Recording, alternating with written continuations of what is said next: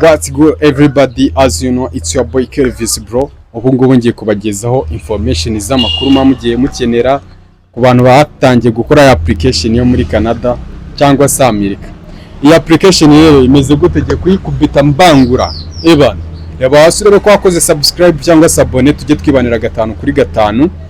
So tudatinze application ya Canada cyangwa se USA na Luxembourg ho yararangiye already. Result zizaza ku itariki 7. Ahubwo application akakanya nakubwiraho na application yo muri Canada na USA ziri gukorwa gute, nize requirement ugomba kuba ufite kugira uhite kutangira. Requirement ya mbere ugomba kuba ufite ni passport yonyine, biroroshye. Niba ufite aga passport kawe andikira mu agent cyangwa se utegereze uzanabikora ubutaha nta kibazo rwose, kuko ushaka kuba utakora iyo muri Canada wenda ushaka kujya mu Bwongereza nagira offer ziboneka nabwo nzabikuzanira. Uzabisanga ahangaha abanyeshuri baba bashaka ama scholarship bafite amanota meza, ariko nabwo ugomba kuba ufite passport naho nta kibazo uzabisanga ahangaha. Iyi YouTube ikwifuriza ibyiza gusa, iyi YouTube channel ni yanyu. So icyo nakubwira ni iki, application yo muri Canada ugomba kuba ufite passport already. Passport utayifite ntabwo byakunda. Ugomba kuba ufite passport, ugomba kuba wujuje imyaka 18 kuzamura, ugomba kuba ndumva ari ibyo ngibyo, kuba warize uzi gusoma no kwandika sava, ariko niba utazi gusoma no kwandika ibyo byo uhita kunivanamo. Ikindi ugomba kumenya kuri iyi application nuko abantu bakoze application iyo bamaze kubona umubare w'abantu bashaka bahita ko bafunga, kandi application umenya result nyuma y'amasaha 72. Kumva ni sava, ni byiza cyane. 72 abamaze kubona ubutumwa bakakubwira process ikurikira, ariko process zose iyo zirangiye ari igihe bagwa runaka cyo kwitegura. Ahangaha bakwishyurira 70%, ariko iyi application ntago ari mwe kwita ku basaza nababwiye kare. Ari application nababwiye kwita ku basaza. Iyi application ho harimo utuzi twinshi ngiye ntabwo nabashije kuba natureba twose, ariko umuntu uri bugukorere application yo mu agent wawe arabikwereka byose.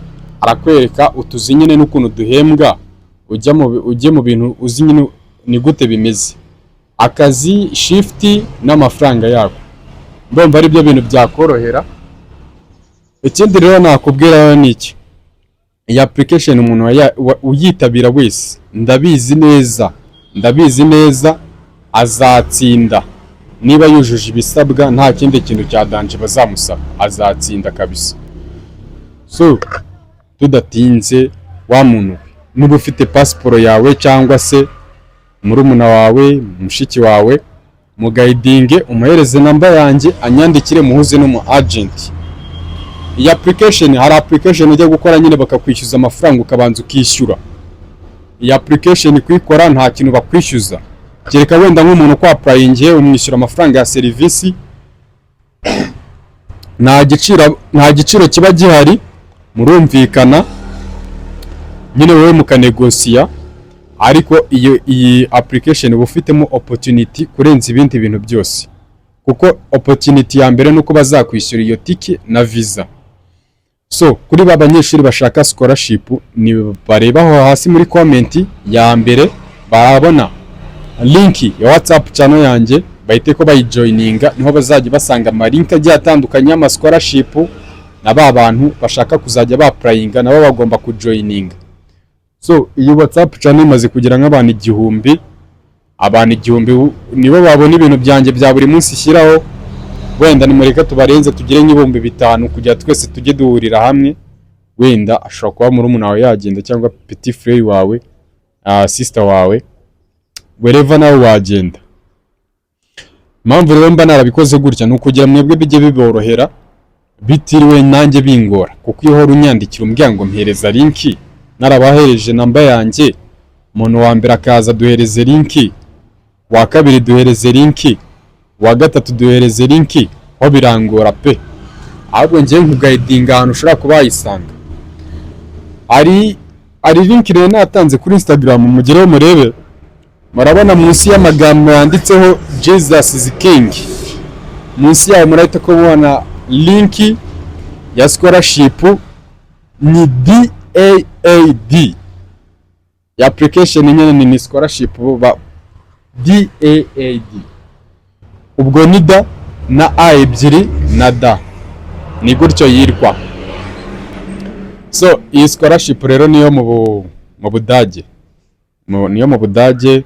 Ariho kategori zitandukanye, ba bantu barangije segonderi bashaka kwiga varsity, ba bantu bashaka kwiga masters. Ariho umva muri ndakeka ko niba uri umunyamashuri ko ukaba wiyumva ko uri umunyamashuri, nta kategori utari buze kwisangamo. Havuyemo bya primaire n'ibya segonderi.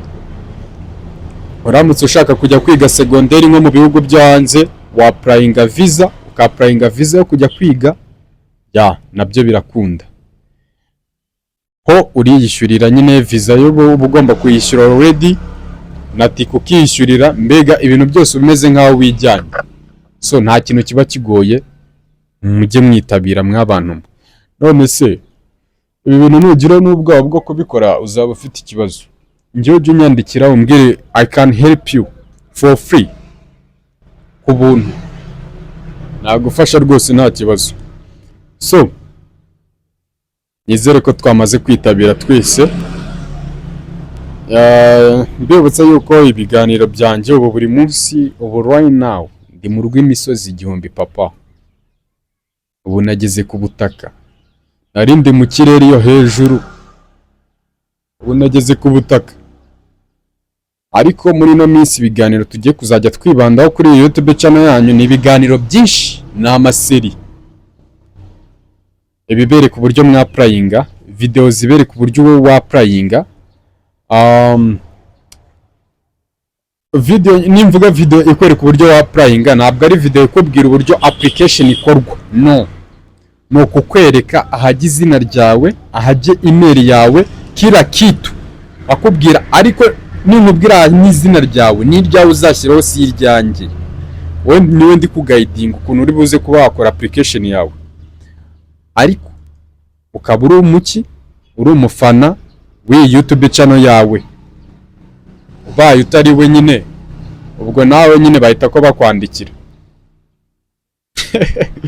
Bahita ko bakwandikira. So ibintu byose biroroshye kandi biri gukorwa fresh. Mu kandi kanya nabonye umuntu wanyandikiye, ambaza ngo result za German zasohotse kera, ashobora kuba yaranatsinze ariko atarabimenye. Ariko iyo uzi ko wakoze application ukicara utareba kuri email yawe, ubwo wumva ibyo bintu ari biki? Uba ugomba kubyuka ewana ugafata umunota wo kureba ko nta message yaje kuri email yawe, kuko ibyo bintu bigufitiye inyungu cyane. Ndabizi bigufitiye inyungu cyane. Ukareba ko nta message n'imwe baba bakwandikiye kuri email yawe, wabona ari ntayo tomorrow naho ukongera ukareba, kuko baba babahereje n'itariki. Uba ugomba gucekinga ya tariki rero yigeze, ukaba utarabona result, uhita ko wandikira wa mu agent n'ubundi wakwaprayingiye, ibintu akabigufashamo. So muraza kuba mwambwira muri comment ikibazo mushaka kuba muri kwibaza kuri izi application. Ndi hano kubafasha, ibibazo byose ndaza mbisubize muri comment. Ndaza no kuba nabisubiza, umamagare ndabisubiza nta kibazo. Ariko abantu bajye bamamagara kuri WhatsApp naryamye, mujye mumbabarira guys. Iyo mamagaye cyane kabisa, ebana bitako ngukupa anakuboroka. No kuvuga ngo amasaha yo kuryama nyine abarayo kuryama, n'ayakazi abarayakazi. Wenda ku manywa wo wanyandikira, nta bintu mba ndimo byadanje ku buryo nagusubiza. Ariko mu gihe ngiye naryamye, ntabwo mba ashaka ikintu cyitwa ngo telefone nyine kimbangamira, hari igihe uba uryamye ukajya kumva amatelefone du ebana, kandi ugasanga ni ba bantu noneho batanafite gahunda yo kwa purayinga, ugasanga ari kukubaza uburyo azabona pasiporo. Amwe mujye mumbwira, ari kukubaza uburyo azabona pasiporo nta nubwo arayibona nyine, kandi ashaka no kwa purayinga ariko nta pasiporo agira. Uzi ko buriya ikintu cyo nabwira umuntu ukunze kunkurikira, nta na hamwe, nta gihugu na kimwe, wenda tuvuye mu bihugu biba bihana imbibi n'igihugu cyawe, nta kindi gihugu ushobora kujyamo nta pasiporo, kereka nabwo wagiye gucoracora, ho byakunda, ariko atari bucoracora ho nta kindi gihugu wapfa kubura. Ni gutyo rero bimeze, ni gutyo bimeze. Niba ari ikibazo wifuza kumbaza, uri umunyeshuri ushobora kuba ushaka kumbaza ukuntu wakapurayinga, ejo bundi nimpuguka, kuko izi scholarship biramara iminsi nyinshi. Abantu bashaka kubyikorera ndi kubahereza amalinki babyikorere, nabo babandi bashaka byananiye nyine batazi uburyo bikorwamo, bazambwire mbereke uburyo bikorwamo, nzabakora video ibereka uburyo mushobora kuba mwakapurayinga mu buryo bworoshye, kandi nzabereka ibanga ryo kuba application yawe yaba successful. Uzi ko buri application zose zikorwa aba ari tekinike, application nyinshi ni tekinike. Buriya ntihazagira ukubeshya ngo ugasanga ngo umuntu yakoresheje application ya green card ngo twege turatsindisha, umuntu azaba akubeshya. Hari n'umuntu washatse kubimbwira ndamuhakanya cyane, kuko ahantu batsindishaho green card bikibabona nyine ubu ngubu right now uyu mwaka nyine byarafunzwe, ariko ubundi buri mwaka byarabaga, kandi nanjye njye nabikoze nk'imyaka umunani ya guhera niga nko mu wa mbere segonderi, ntarabona na ID, njye narabikoraga. Bikumva njye ni ibintu ninjiyemo kera. Buriya iyo winjiyemo no mu bintu kera uba ufite experience, hari notion nyine uba ufiteho amakuru kuri ibyo bintu, ukuntu bikorwa n'uburyo biba bimeze. Izo notion rero nizo ngewe mbahereza. Rero akubwira aka kantu kagenda gutyo ugakoze gutya yaba ari fresh. So guys, reka ndeke kubatindira, soreza aha ngaha. Ibiganiro byanjye byo birakomeza biceho, mu kanya ndabereka video y'ukuntu mutangira kwa applyinga scholarship ku bantu bashaka kujya kwiga UK. So kora subscribe, nubona ko ari ngombwa, nubona ko atari ngombwa nabwo ubireke. Hari abantu bazi ngo subscribe ngo ni amafaranga. Subscribe ni amafaranga zitanga. Reka mbe mbaretse dusoreza aha ngaha. Ndabakunda cyane man, nayo mpamvu buramba mbifuriza ibyiza. Nubona mfata time yanjye nkicara ngacana kamera yanjye ngafata mic, ewana nkakubwira from A to Z, ujye umenya yuko icyo mbikorera niwe mba mbikoreye tu, niwe mba mbikoreye, niwe mba mfasha. Nawe ujye umfasha ibintu byose mba naguhereje muri iyi video ubishyiremo hano mu mutwe, kuko ari igihe ugaruka ubimbaza wenda nk'icyo utasobanukiwe. Ntabwo nasobanura ibintu neza fresh, nanjye ndabizi. Wowe uba ugomba gushyiraho uruhare rwawe ukanambaza ibyo utasobanukiwe fresh, njye nzajya ngusubiza. So reka nze tubanye kugeza aka kanya. Ciao ciao.